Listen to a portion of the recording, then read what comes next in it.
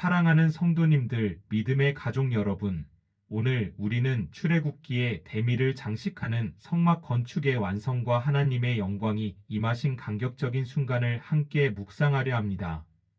혹시 여러분도 이런 경험이 있으십니까? 하나님께 무언가를 드릴 때 억지로 의무감으로 드린 적이 있으십니까?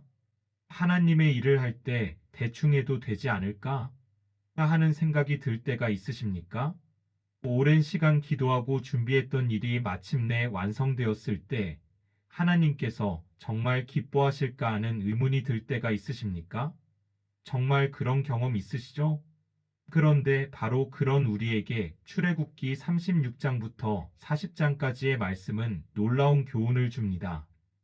이스라엘 백성들이 자발적이고 넉넉하게 헌물을 드렸고 장인들이 정성을 다해 하나님의 명령대로 정확히 성막을 건축했으며 마침내 하나님께서 영광으로 임재하셔서 백성들 가운데 거하게 되신 감격적인 이야기입니다.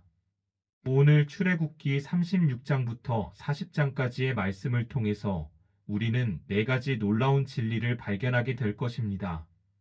첫 번째로는 진정한 헌신은 자발적이고 넉넉해야 한다는 것입니다. 두 번째로는 하나님의 일은 정확하고 탁월하게 해야 한다는 것입니다. 세 번째로는 순종의 완성은 하나님의 임재를 가져온다는 것입니다. 그리고 네 번째로는 하나님께서 우리와 함께 거하심이 최고의 축복이라는 것입니다. 이 네 가지 진리를 통해서 여러분이 하나님께 드리는 모든 것에 기쁨과 정성을 다하게 되시고 하나님의 임재를 경험하는 복을 누리게 되시기를 간절히 소원합니다.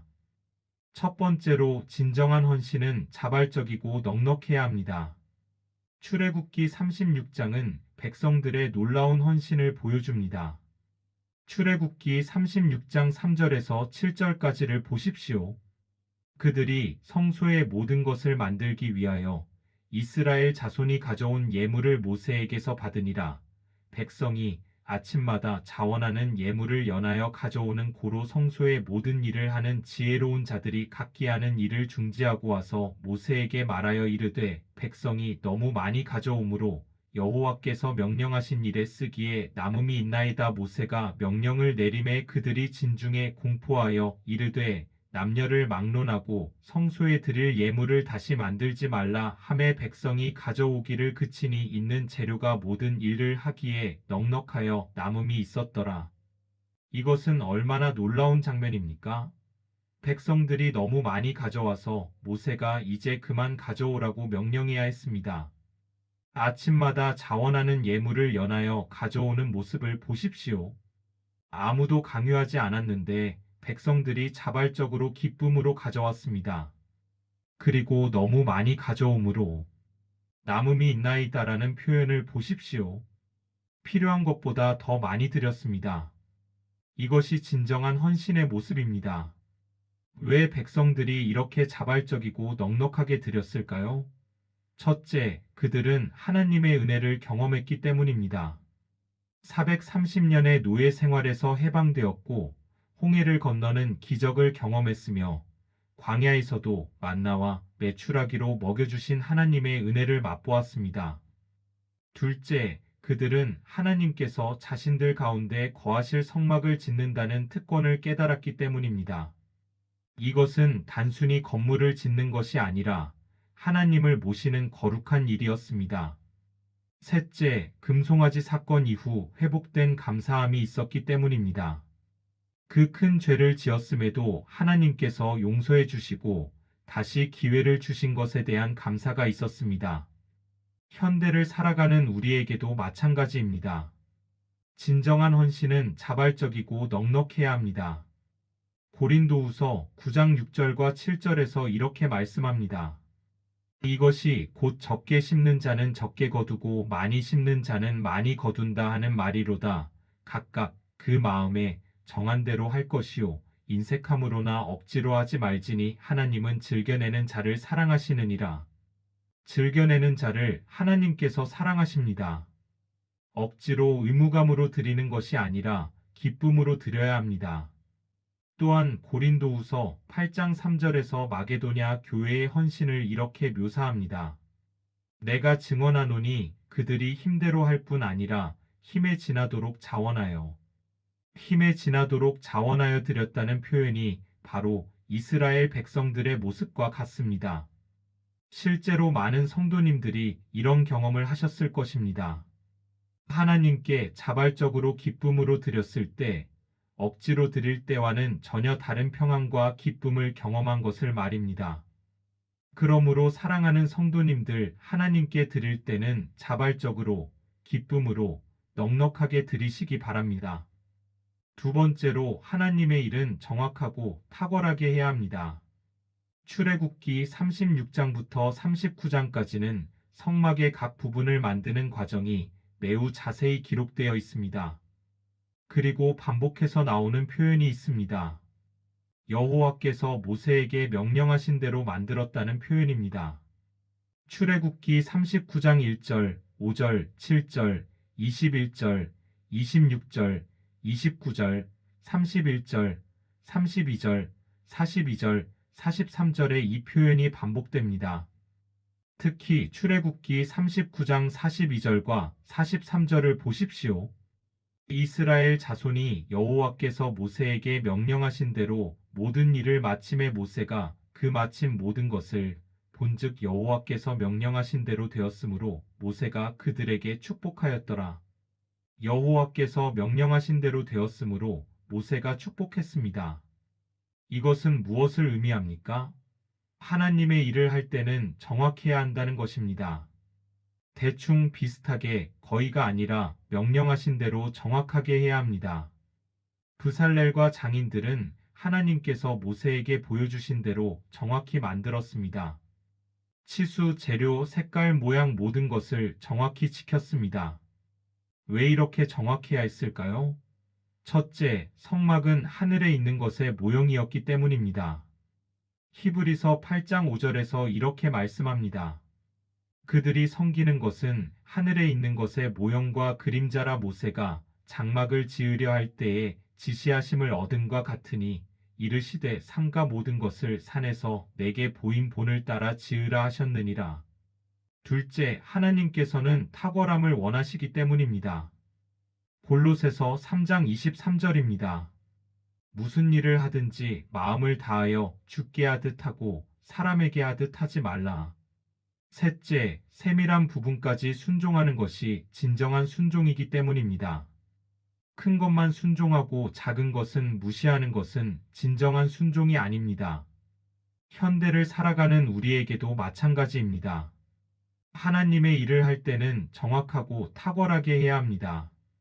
예배를 드릴 때, 찬양을 할 때, 봉사를 할 때, 전도를 할 때, 대충 해도 되지라는 생각이 아니라 최선을 다해야지라는 마음으로 해야 합니다. 다니엘서 6장 3절에서 다니엘에 대해 이렇게 기록합니다. 다니엘이 마음이 민첩하여 총리들과 고관들 위에 뛰어나므로 왕이 그를 세워 전국을 다스리게 하려 하니 마음이 민첩하여라는 표현은 탁월한 영을 가졌다는 의미입니다. 하나님의 사람은 탁월해야 합니다. 실제로 많은 성도님들이 이런 경험을 하셨을 것입니다. 하나님의 일을 대충 했을 때는 은혜가 없었지만 최선을 다했을 때는 하나님께서 기뻐하시고 축복하시는 것을 경험한 것을 말입니다. 그러므로 사랑하는 성도님들, 하나님의 일을 할 때는 정확하고 탁월하게 하시기 바랍니다. 세 번째로 순종의 완성은 하나님의 임재를 가져옵니다. 성막이 완성되었을 때 모세는 모든 것을 점검했습니다. 그리고 하나님께서 명령하신 대로 되었음을 확인하고 백성들에게 축복했습니다. 그 후에 성막을 세우고 봉헌하는 의식이 있었습니다. 출애굽기 40장 1절에서 33절까지는 성막을 세우는 과정이 자세히 기록되어 있습니다. 그리고 출애굽기 40장 33절에서 이렇게 말합니다. 그는 또 성막과 제단 사방뜰에 포장을 치고 뜰문에 휘장을 다니라.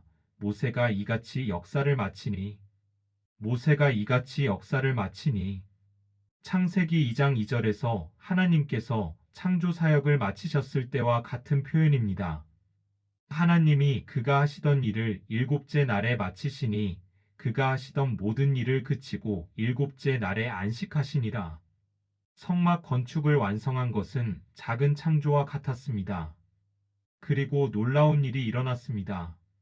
출애굽기 40장 34절과 35절을 보십시오. 그 후에 구름이 회막에 덮이고 여호와의 영광이 성막에 충만함에 모세가 회막에 들어갈 수 없었으니 이는 구름이 회막 위에 덮이고 여호와의 영광이 성막에 충만함이었으며 하나님의 영광이 성막에 충만했습니다.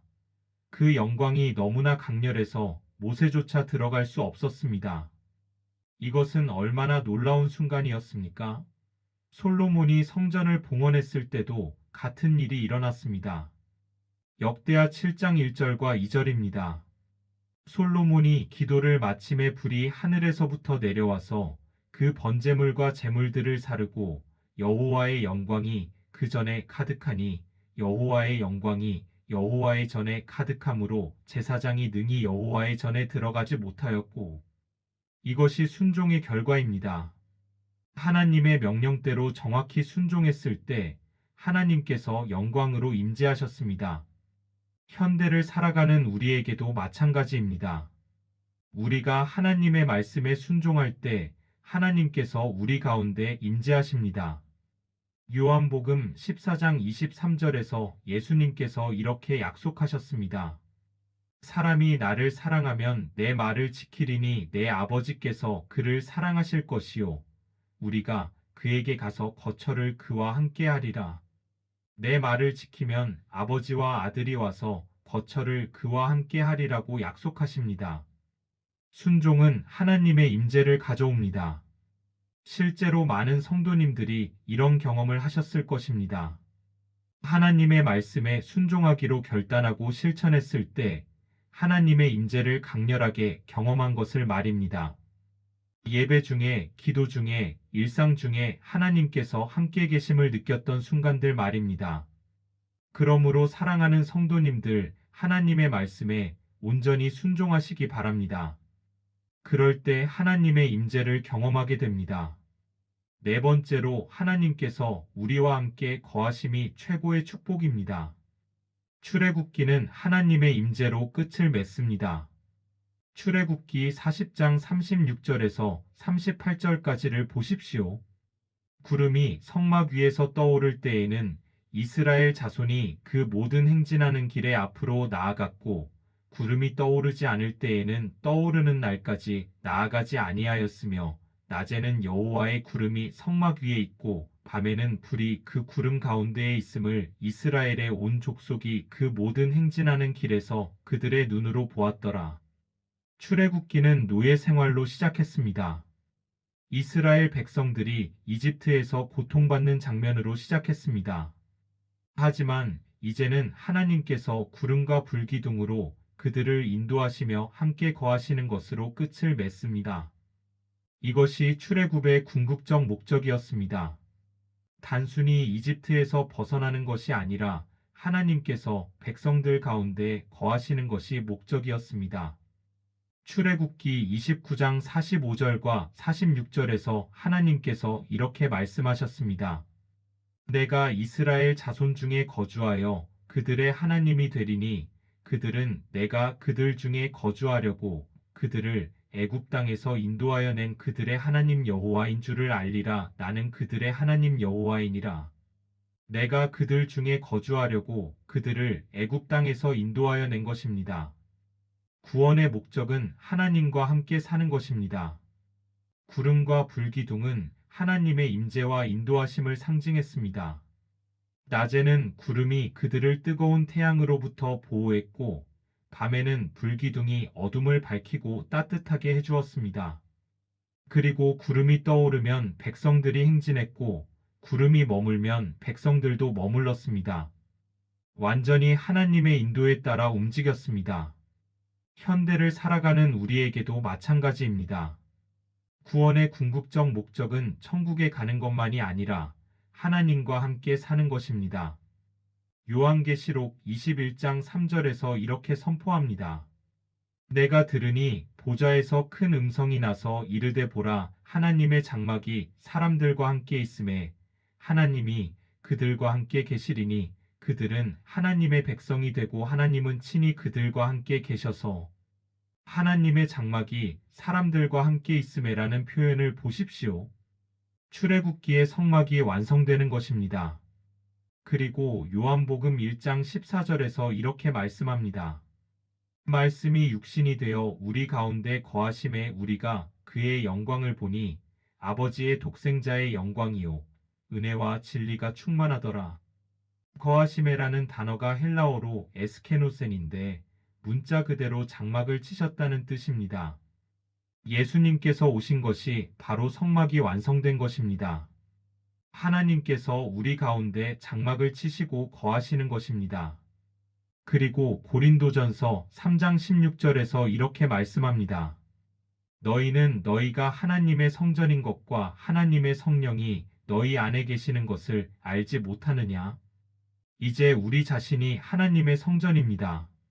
성령께서 우리 안에 거하십니다. 이것이 최고의 축복입니다. 실제로 많은 성도님들이 이 진리를 깊이 깨달았을 때 큰 감격을 경험하셨을 것입니다. 내 안에 하나님께서 거하신다는 놀라운 사실, 내가 하나님의 성전이라는 귀한 정체성을 깨달았을 때의 경외감을 말입니다. 그러므로 사랑하는 성도님들, 하나님께서 우리와 함께 거하심을 늘 기억하시기 바랍니다. 사랑하는 믿음의 가족들, 오늘 우리가 함께 나눈 성막 완성과 하나님의 임재에 대한 말씀을 통해서 4가지 귀한 진리를 다시 한번 마음에 새기시기 바랍니다. 첫 번째로 진정한 헌신은 자발적이고 넉넉해야 합니다. 이스라엘 백성들이 너무 많이 가져와서 모세가 중단시켜야 했던 것처럼 우리도 기쁨으로 넉넉하게 드려야 합니다. 두 번째로 하나님의 일은 정확하고 탁월하게 해야 합니다. 여호와께서 명령하신 대로 정확히 만든 브살렐과 장인들처럼 우리도 하나님의 일을 할 때 최선을 다해야 합니다. 세 번째로 순종의 완성은 하나님의 임재를 가져옵니다. 성막이 완성되자 하나님의 영광이 충만히 임했던 것처럼 우리가 순종할 때 하나님의 임재를 경험합니다. 네 번째로 하나님께서 우리와 함께 거하심이 최고의 축복입니다. 구름과 불기둥으로 백성들을 인도하신 하나님께서 지금도 성령으로 우리 안에 거하시며 인도하십니다. 이 4가지 진리를 통해서 여러분이 하나님께 드리는 모든 것에 기쁨과 정성을 다하게 되시고 순종을 통해 하나님의 임재를 날마다 경험하게 되시기를 간절히 소원합니다. 특히 출애굽기 전체를 돌아보면서 하나님의 놀라운 구원 계획을 다시 한번 묵상해 보시기 바랍니다. 출애굽기는 노예 생활로 시작했지만 하나님께서 백성들 가운데 거하시는 것으로 끝을 맺었습니다.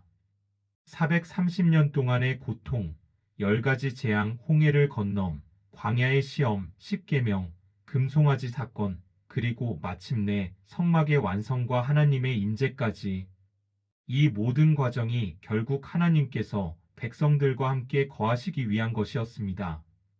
우리의 구원도 마찬가지입니다. 단순히 죄에서 구원받는 것으로 끝나는 것이 아니라 하나님과 영원히 함께 사는 것이 최종 목적입니다. 또한 성막의 모든 것이 예수 그리스도를 가리킨다는 것을 기억하시기 바랍니다. 성막을 통해 하나님께서 이스라엘과 함께 거하신 것처럼 예수님을 통해 하나님께서 우리와 함께 거하십니다. 성막은 예수 그리스도의 그림자였고 예수님이 바로 성막의 완성이십니다. 그리고 지금은 우리 자신이 하나님의 성전이 되었습니다. 성령께서 우리 안에 거하십니다. 이것이 얼마나 놀라운 특권입니까? 구약시대에는 오직 대제사장만이 1년에 한 번 지성소에 들어갈 수 있었습니다. 하지만 이제는 예수 그리스도를 통해 우리 모두가 언제든지 하나님께 담대히 나아갈 수 있고 성령께서 우리 안에 거하십니다. 그러므로 우리는 우리 몸을 거룩하게 지켜야 합니다. 고린도전서 6장 19절과 20절에서 이렇게 말씀합니다. 너희 몸은 너희가 하나님께로부터 받은 바 너희 가운데 계신 성령의 전인 줄을 알지 못하느냐. 너희는 너희 자신의 것이 아니라 값으로 산 것이 되었으니 그런즉 너희 몸으로 하나님께 영광을 돌리라. 우리 몸이 성령의 전이므로 우리는 거룩하게 살아야 합니다. 또한 헌신에 대해서도 다시 한번 생각해 보시기 바랍니다. 이스라엘 백성들이 자발적으로 넉넉하게 드렸던 것처럼 우리도 하나님께 드릴 때 억지로가 아니라 기쁨으로 드려야 합니다. 시간, 재능, 재물 모든 것을 하나님께 드릴 때 이 정도면 되지가 아니라 더 드리고 싶다는 마음으로 드려야 합니다. 하나님께서는 우리의 헌신을 보시고 기뻐하시며 우리 가운데 영광으로 임재하십니다. 마지막으로 하나님의 인도하심을 따르는 삶을 사시기 바랍니다. 구름과 불기둥을 따라 움직였던 이스라엘처럼 우리도 성령의 인도하심을 따라 살아야 합니다. 내 계획대로가 아니라 하나님의 인도하심을 따라 내 생각대로가 아니라 하나님의 뜻을 구하며 내 힘으로가 아니라 성령의 능력으로 살아야 합니다. 로마서 8장 14절입니다. 무릇 하나님의 영으로 인도함을 받는 사람은 곧 하나님의 아들이라. 오늘 이 말씀이 여러분의 마음에 깊이 새겨져서 자발적이고 넉넉한 헌신으로 하나님을 섬기고 정확하고 탁월하게 하나님의 일을 하며 순종을 통해 하나님의 임재를 날마다 경험하고 성령의 인도하심을 따라 사는 복된 성도님들이 되시기를 주님의 이름으로 축복합니다. 이 말씀이 여러분께 은혜가 되셨다면 좋아요 버튼을 눌러주시고 댓글로 여러분이 자발적으로 기쁘게 드렸을 때의 경험, 하나님의 임재를 강렬하게 경험했던 순간, 성령의 인도하심을 따랐을 때의 간증을 나눠주시기 바랍니다.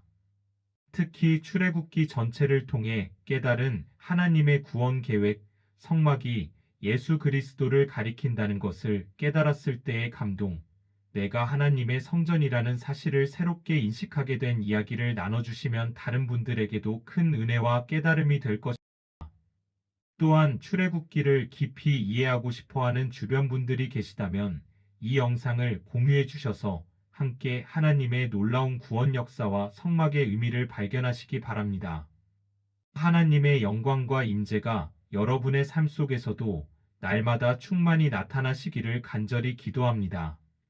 성막의 구름과 불기둥으로 임재하신 하나님께서 성령으로 여러분 안에 거하시며 모든 길을 인도하시고 모든 필요를 채워주시며 날마다 영광에서 영광으로 변화시켜 주시기를 축복합니다. 앞으로도 이런 깊이 있고 감동적인 성경 해설을 계속 나눠드릴 예정이니까 구독과 알림 설정도 꼭 부탁드립니다. 여러분 한 분 한 분이 하나님의 사랑받는 귀한 자녀이며 성령의 전으로서 하나님께서 여러분 안에 거하신다는 놀라운 진리를 늘 기억하시고 그 영광스러운 정체성 안에서 거룩하고 기쁘게 살아가시는 복된 하루하루 되시기를 주님의 이름으로 축복합니다. 하나님께서 여러분과 여러분의 가정을 지키시고 보호하시며 출애굽기의 대장정처럼 여러분의 인생 여정도 노예 생활에서 시작해서 하나님과 영원히 함께 거하는 영광으로 완성되시기를 간절히 기도합니다. 다음 시간에는 레위기를 통해 거룩함과 제사의 깊은 의미를 함께 나누겠습니다. 주님의 크신 사랑과 영광스러운 임재가 여러분과 함께 하시기를 축원합니다.